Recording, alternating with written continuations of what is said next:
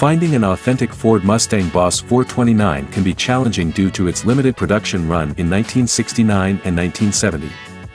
However, Classic Recreations is making it easier to acquire one at this year's SEMA show with the launch of the first officially licensed Boss 429 continuation cars.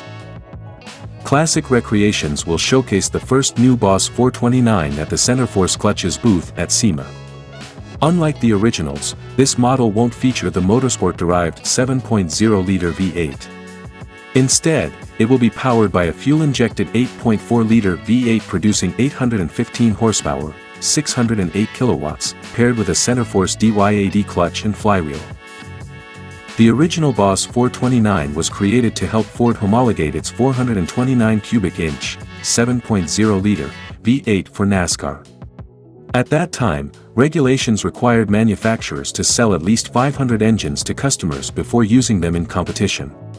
The engine was so large that Ford had to modify Mustangs on the assembly line to fit it. Officially, the V8 was rated at 375 horsepower, 280 kilowatts, but this was reportedly much lower than its actual output. The Boss 429 is one of the coolest and rarest Mustangs ever produced, but they have gotten so valuable that most owners won't drive them, company owner Jason Engels said at the time. This offers people the chance to own an incredibly rare car that they can actually drive, and with modern chassis and engine tech, these cars will be faster and easier to drive than the originals.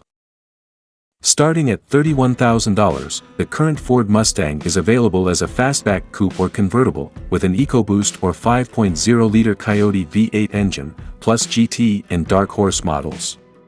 Soon, there will also be an $325,000 800-horsepower Mustang GTD acting as a supercar flagship, but there's no sign of Shelby models, let alone classic Boss 302 or 429 ideas.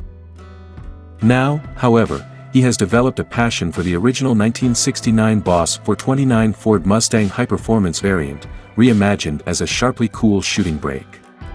This restomod features a widebody aerodynamic kit, fresh vintage alloy wheels, a redesigned front bumper borrowed from the S650, and numerous elements draped in visible forged carbon fiber.